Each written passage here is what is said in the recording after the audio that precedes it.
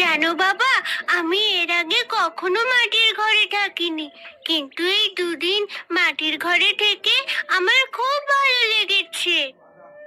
আহ, এই বাড়িটা আসলে আমার পিসিমার ছিল রে মা।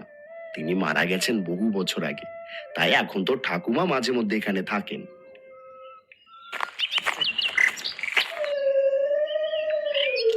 ওগো, আমরা আমাদের নিজেদের বাড়ি কবে ফিরবো? এখানে তো থাকলাম বেশ কিছুদিন, এবার চলো না ফিরে যাই। তুমি এখানে আসার পর থেকে এই একই কথা বলছো। থাকুন আর দু একদিন, তারপর তো আমরা চলেই যাব। ও ঠাকুমা, শুনলে বাবা কি বললো? আমরা এখানে আরো দুদিন থাকছি।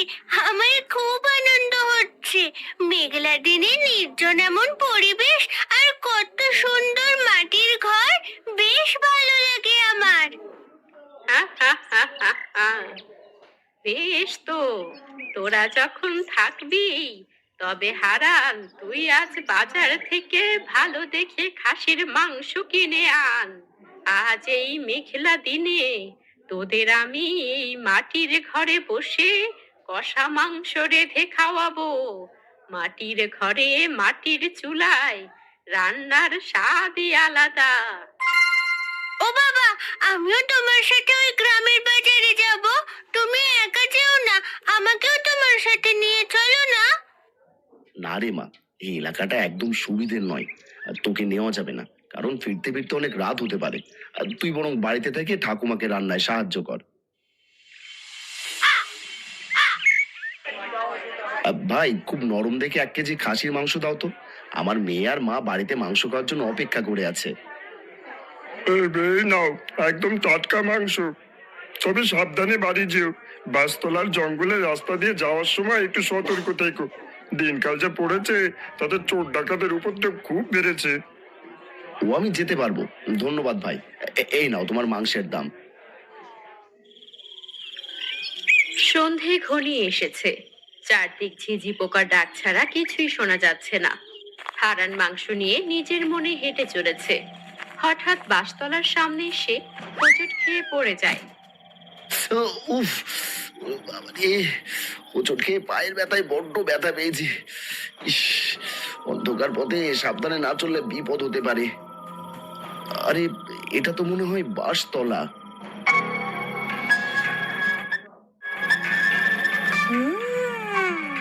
কিসের যেন খুব সুন্দর কাঁচা মাংসের গন্ধ আসছে।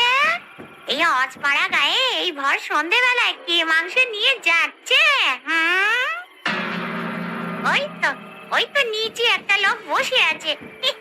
এই তো সুযোগ, লোকটার উপরে ভর করাই বুদ্ধিমানের কাজ হবে। ও শরীর দিয়ে মাংসের বোঝ সারবো আমি।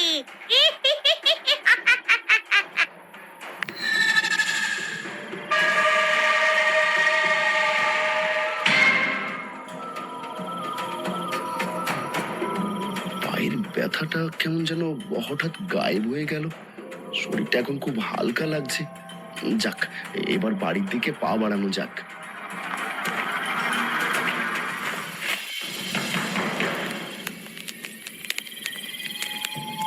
লোকটার কাছে টাটকা মাংস আর পকেটে বেশ কিছু টাকা আছে দেখছি। এই কানু, প্রস্তুতি নে, বেটাকে পাকড়াও করতে হবে। এই যে অচেনা লোক, অনেকক্ষণ ধরে তোকে লক্ষ্য করছি। হাতের ওই মাংসের হাঁড়ি আর পকেটে যা টাকা আছে সব আমাদের দিয়ে চলে যা। বেশি চালাকি করার চেষ্টা একদম করবে না, হ্যাঁ? আমাদের হাতে বড় রামদা আছে, বেশি কথা বললে কিন্তু একেবারে জানে মেরে দেবো। আমার পথ থেকে এখনই সরে দাঁড়া বলছি। তোদের মতো তুচ্ছ মানুষের সাথে কথা বলে সময় নষ্ট করার ইচ্ছে আমার নেই। আরে, এই সাহস তো কম নয় দেখছি। তুই আমাদের চিনিস না। আজ তোর হাড় মাংস এক করে তবেই আমরা মাংস আর টাকা নিয়ে ফিরবো। তোদের কত বড় সাহস যে আমার খাবার কেড়ে নেওয়ার কথা ভাবিস? এবার দেখ তোদের কি অবস্থা করি আমি।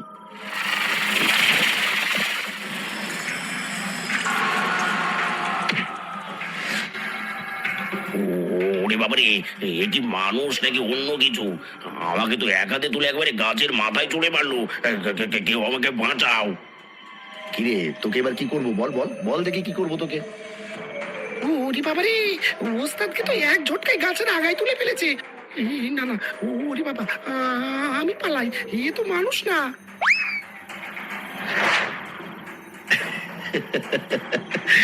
আমার পথে যে আসবে তার এই দশাই হবে। এবার আমি আমার বাড়ির পথে যাই।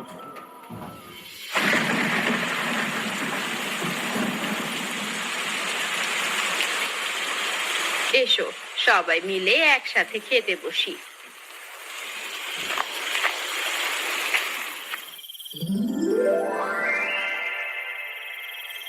ওগো, এই নাও তোমার পাতে কয়েক টুকরো কষা মাংস দিলাম, দেখো তো কেমন হয়েছে।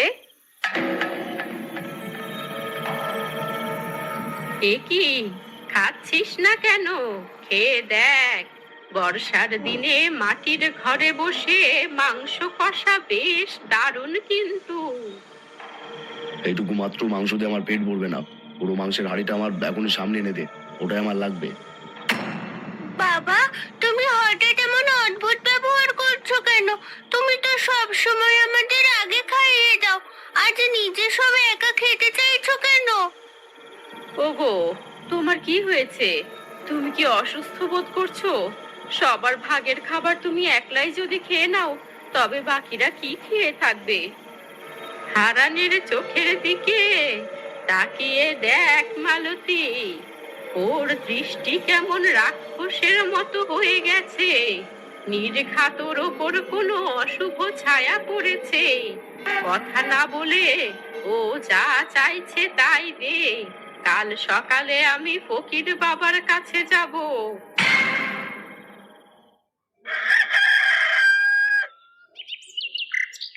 এই তুই যে হোস না কেন, এই সাধারণ লোকটার শরীরে ছেড়ে এখনই বেরিয়ে যা, না হলে তোকে পুড়িয়ে একেবারে ছাই করে দেব। চলে যা, চলে যা এখান থেকে, নয়তো কেউ বাঁচবে না। বুঝতে পেরেছি, তুই বাঁশতলার পেতনি, তাই তোর এত তেজ। তবে তবে এই দেখ আমার ক্ষমতা। এই বলে ফকির বাবা তার হাত উঁচু করে ধরতেই হারানের চারদিকে আগুন লেগে যায়। শাকচুন্নির আসল রূপ ফিরে আসে। আরে বাবা রে, এ কি করলি আমার? ঠিক আছে, আজ তোদের ফকির বাবার ভয়ে আমি একে ছেড়ে গেলাম বটে, তবে মনে রাখিস আমি ওর পিছু এত সহজে কিন্তু ছাড়ব না।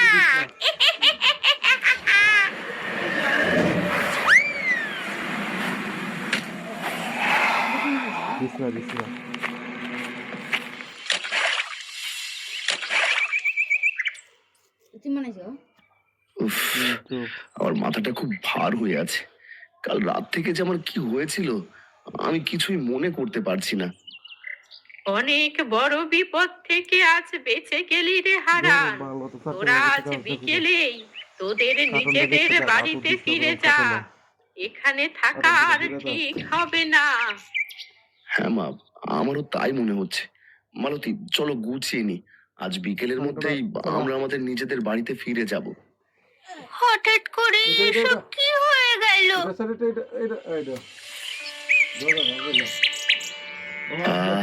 নিজেদের গ্রাম আর বাড়ির মতো শান্তি কোথাও নেই। দাও, জলটা দাও দেখি।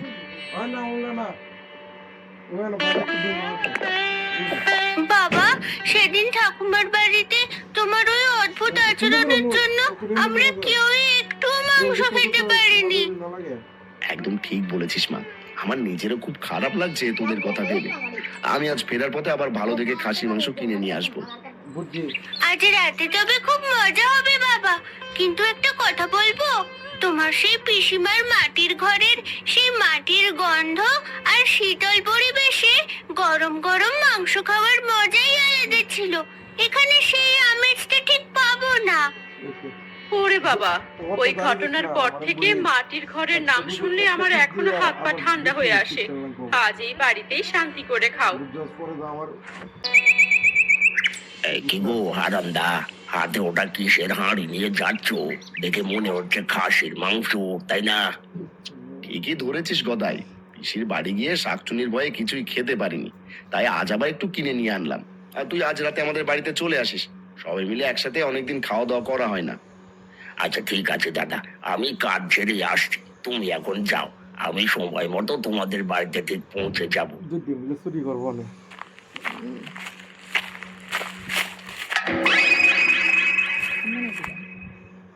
কিরে গদাই, হারানো মন মাংসের হাড়ি নিয়ে কোথায় যাচ্ছে? আর তোমায় দাঁড়িয়ে দাঁড়িয়ে কি সব বলছিল শুনি। আর হারুদা আজ দাদা খাসির মাংস রেঁধে খাওয়ার জন্য ওদের বাড়িতে নিমন্ত্রণ করলো। তিন্নির আবদার মেটাতে আজ এই আয়োজন।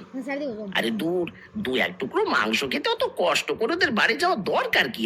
তার চেয়ে বরং আমার মাথায় একটা অন্য বুদ্ধি আছে। কি বলছো? তা কিসের বুদ্ধি শুনি? এই রাতের বেলা ওরা যখন সব রান্না করে থাকবে, তখন আমরা চুপি চুপি গিয়ে মাংসের পুরো হাড়িটাই তুলে নিয়ে আসবো, কেউ ধরতেই পারবে না। বুদ্ধিটা কিন্তু তুমি মন্দ দাওনি হারুদা। পুরো হাড়িটা আমরা নিয়ে নদীর ধারে বসে পেট ভরে মাংস খাবো, কি বলো? একদম ঠিক। দু এক পিসের মায়া ছেড়ে আজ পুরো মাংসটাই সাবার করবো। চলো চলো, এখন থেকে নজর রাখা শুরু করি। নিজে চোর দিই, সত্যি কথা মনে হলে ছোট ছোটাইছি, নিজে চোর দিয়া। বাইরে যে হারে বৃষ্টি শুরু হয়েছে, বাতাস তো আসছে জানালা দিয়ে। উনুন জ্বালিয়ে রাখাটাই দায়ী হয়ে পড়েছে। কতবার বলেছি জানালাটা অন্তত ঠিক করো। ভালোই তো লাগছে মা, বাতাসে মাংস কষার গন্ধ ছড়াচ্ছে। আহা, সুগন্ধে আমার যে খিদে পেয়ে যাচ্ছে। চুপ করে বস, জানালার কাছে আবার যাচ্ছিস কেন? একটু গান ছিলাম না। মা, জানলার ওপাশে ওটা কি দাঁড়িয়ে আছে? কেউ কি অন্ধকারে আমাদের ভয় দেখানোর জন্য ওখানে দাঁড়িয়ে মজা করছে? কি জানি মা, এই বৃষ্টির রাতে গাছের ছায়া দেখে মনে হচ্ছে কেউ দাঁড়িয়ে আছে। না মা, ওটা তো ছায়া নয়, হাতগুলো কত অস্বাভাবিক লম্বা। ওটা নির্ঘাত সেই ভয়ানক ছায়াটা। আমি বাবাকে ডেকে আনি এখনই, আমার বড্ড ভয় করছে। যে একদম ভিজে গেছিস রে কোথায়? আরে আরে, একবার সাথে ডুবে হারুদা যে। খাও, আয়, আয়, রান্না করে গিয়ে মনে দেখ, হচ্ছে তোর বৌদি চিকেন কষা রান্না মাংস দিতে রান্না ওরা বসিয়েছে। বাতাসের যা তোর, ওই গো বৌদি, দুটো কারো দিতে মাংস পারি। কষার গন্ধে তো আমরা পাড়ার মোড় থেকে নিজের ছুটে কথা চলে বলতে এলাম। উফ, কি সুন্দর সুবাস বেরিয়েছে। আজ কিন্তু আমরা এক ফোঁটাও মাংসের ঝোল ছাড়বো না, আর পেট ভরে তবে বাড়ি ফিরবো। এ কি, কাকুরা আসতে জানলার ওপাশের ওই ভয়ঙ্কর ছায়াটা হঠাৎ করে কোথায় যেন মিলিয়ে গেল। কিছু একটা নিশ্চয়ই আমাদের লক্ষ্য করছিল। তিন্নি, তুই জানালার কাছ থেকে আসবি? বস, আমি গরম গরম মাংস বেড়ে দিচ্ছি, আপনারাও সবাই বসুন। বাইরে প্রচন্ড জোরে বৃষ্টি পড়ছে। হারানের রান্নাঘরের পাশে আবারও সেই শাকচুন্নিটা আবির্ভূত হয়। সেই পিসিমার বাড়ির জঙ্গল থেকে আমি এদের পিছু পিছু এই বাড়িতে চলে এসেছি। আজও এখানে মাংস রান্না হচ্ছে। গতবার ওই আপদ ফকির এসে আমাকে লোকটা শরীর থেকে তাড়িয়ে দিয়েছিল। এই তো সময় হয়ে এসেছে, এবার দেখা যাক ওরা এই সুস্বাদু মাংস আমাকে ছাড়া কিভাবে খায়।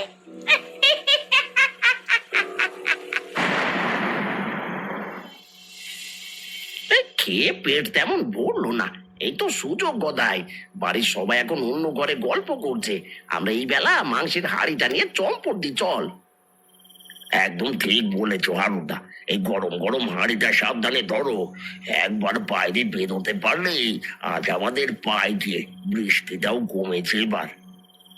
এটা বলে মাংস ভর্তি হাড়ি নিয়ে তারা যেই না বাইরে যায়, সামনে হারান এসে দাঁড়ায়। ঠিক আগের মতোই টকটকে লাল চোখ, গম্ভীর কণ্ঠে বলতে থাকে, হাড়িটা যেখানে ছিল ঠিক সেখানে নামিয়ে রাখ বলছি। আমার জিনিস চুরি করার দুঃসাহসদের হয় কি করে? চুরিটাও ঠিক মতো করতে দেবে না নাকি? আর তুমি এখন এখান থেকে যাও তো, আমরা আজ পুরো হাড়িটা নিয়ে পেট ভরে মনে সুখে খাবো। তাই তো, মাত্র 2 টুকরো মাংস খেতে কি আর আমরা তোমার বাড়িতে এসেছি? আমাদের আজ এই পুরো হাড়িটাই চাই, আমাদের আটকাতে শোনা ভালো হবে না বলে দিচ্ছি। তোরা যদি হাড়িটা ভালোই ভালোই না রাখিস, তবে আজ তোদের এমন মজা দেখাবো যে সারা জীবন মনে রাখবি। আচ্ছা দাদা, তোমার গলার স্বর হঠাৎ এমন কেন শোনাচ্ছে? কেমন যেন গুম গুম গুম গুম করছে, চোখ দুটো লাল। দেখো না হারুদা। আরে গদা, এইসব ভণ্ডামি দেখে কোনো লাভ নেই। ও আমাদের ভয় দেখে মাংস খাওয়া বন্ধ করতে চাইছে। আর তুই হাড়িটা নিয়ে চল দেখি।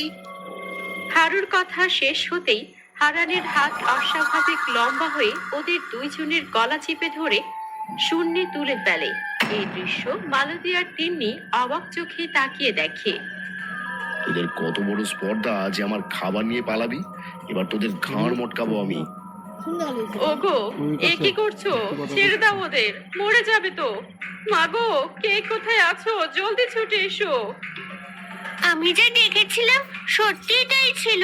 এ তো সেই বাঁশতলার শাকচুন্নি মনে হয়।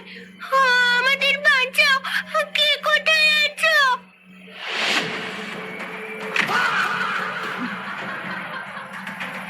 কি কাণ্ড! হারান, তুই এমন পাগলামি করছিস কেন? ওদের যেতে দে। রাত বিরেতে গ্রামের মধ্যে সব কি শুরু করেছিস? মোড়ল মশাই, পিসিমার বাড়ি যাওয়ার পর থেকেই ওর শরীর মন একদম নিজের বশে নেই। দোহাই আপনাদের, ওকে কোনোভাবে থামান। ওর অবস্থা দেখে তো সাধারণ কিছু মনে হচ্ছে না। মহেশ, তুই এখনই গিয়ে সেই গুণী ফকির বাবাকে খবর দে। রাত তো প্রায় শেষ হয়ে এলো, আমরা এখানেই পাহারা দিচ্ছি। মহেশ চলে যায় সেই ফকির বাবাকে খবর দিতে। হারু আর গদাই আধমরা হয়ে সেখানে পড়ে থাকে। হারানের সেই হিংস্র চোখ মুখ যেন চারদিকের মানুষ আর মশালের আলোর কাছে হার মানছে।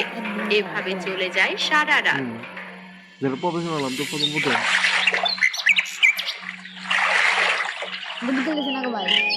আমি জানতাম ওই অশুভ ছায়া আবার ফিরে আসবে। ফকির বাবা আমাকে আগেই সাবধান করেছিলেন। তোকে একবার বারণ করেছিলাম না এই পরিবারের ওপর নজর না দিতে? তোর স্পর্ধা তো কম নয় যে তুই এই গ্রামেও ফিরে এসেছিস। আমাকে ছেড়ে দাও, আমি শুধু ওই মাংসের লোভে এসেছিলাম। আমি আর কোনো ক্ষতি করব না, এইবারের মতন ছেড়ে দাও। তোর কথার কোনো বিশ্বাস নেই, তুই বারবার নিয়ম ভেঙেছিস। এবার তোকে যদি এই মন্ত্রপুত কাঁচের বোতলে বন্দি না করি, তোকেও দেখে নিচ্ছি আমি, যাতে আর কারো ক্ষতি না করতে পারিস। না না না, এটা করো না, করো না। গদাই আর হারু বেটা আমার নজর দেওয়া মাংস চুরি করতে চেয়েছিল, তাই ওদের শাস্তি দিয়েছি। ফকির বাবা, ওই পাজি শাকচুন্নির কথা শুনবেন না। ওকে ছেড়ে দিলে ও আবার ফিরে আসবে, আমার বাবাকে কষ্ট দেবে। আজ আর তোর নিস্তার নেই।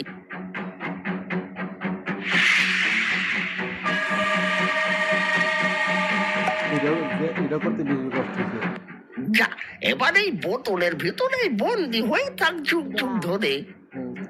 এটা তুই ঠিক করলি না ফকির, আমি এই বোতল ভেঙে একদিন বের হবই হব। ফকির বাবা শাকচুন্নির কথায় কর্ণপাত না করে সেই বোতল থলেতে ভরে ফেলে। দাদা, আমাদের ক্ষমা করে দাও। আমরা মাংসের লোভে পড়ে চুরির মতলব করে বড় ভুল করেছি। আমরা আর কখনো এমন কাজ করব না। লোভ করতে গিয়ে আজ আমাদের প্রায় জান যাওয়ার দশা হয়েছিল। আমরা কথা দিচ্ছি, জীবনে আর কোনোদিন চুরি চামারি করবো না। উপে পাপ্পা তোরা যখন ভুল বুঝতে পেরেছিস তখন আর চিন্তা নেই। কাউকে আর এভাবে চুরি করে বা লুকিয়ে মাংস খেতে হবে না। হারান, আজ বিকেলে তুই সবাইকে নিয়ে আবার সেই পিসিমার বাড়িতে চলে আসিস। ওখানে ওই মাটির ঘরে আমি আবার তোদের জন্য মাংস কষা রান্না করব। এখন সব বিপদ কেটে গেছে মা, কাল আমরা সবাই মিলে অবশ্যই যাব। মাটির ঘরে বসে সবাই মিলে একসাথে খাওয়ার আনন্দই আলাদা। ক্লাস আছে না মাটির ঘরে মাংস কষা। ও মোড়ল মশাই, সবাইকে নিয়ে আপনিও আসবেন। হ্যাঁ, নিমন্ত্রণ রইলো। যাবো যাবো, মাটির ঘরে মাংস কষা বলে কথা। রিয়েল র্যাম 4 জিবি এর সাথে প্লাস দেখাবার লাগে 8 জিবি দিতে আমার সাথে আমার আমি তো কম 14 জিবি তাই না আমাদের মধ্যে 12 জিবি দুপুর গড়িয়ে বিকেল হতেই আকাশ কালো মেঘে ছেয়ে যায়। হঠাৎ বৃষ্টি শুরু হয়। মাটির রান্নাঘরে ঠাকুমা মাংস রান্না করছে। কষা মাংসের গন্ধে চারদিক মমো করছে। সকলেই উঠানে ছাউনির নিচে মাদুর পেতে বসে আছে। এই যে হারুদা, পেট ভরে খাও, পেট না ভরা পর্যন্ত উঠবে না। ঝাড়ুদা নামটা সেরকম। কি দারুণ খেতে মাংস কষা। সত্যি হারান, এই বৃষ্টি যেন মাংসের স্বাদ আরো বাড়িয়ে দিয়েছে। মাটির ঘরের পাশে বৃষ্টির দিনে এমন মাংস কষা খাওয়ার সৌভাগ্য কজনের যে হয়। আপনারা সবাই পেট ভরে খান। তিন্নিমা, তুই ওখানে দাঁড়িয়ে আছিস কেন? বসে খা। মা, দেখো না কত সুন্দর বর্ষাকালের বৃষ্টি। আহ, এই বর্ষায় মাটির ঘরে রান্না করা মাংস কষা সকলে মিলে খাচ্ছি, এ তো স্বপ্নের মতো। আরে ফকির বাবা যে, আপনিও এসে পড়েছেন।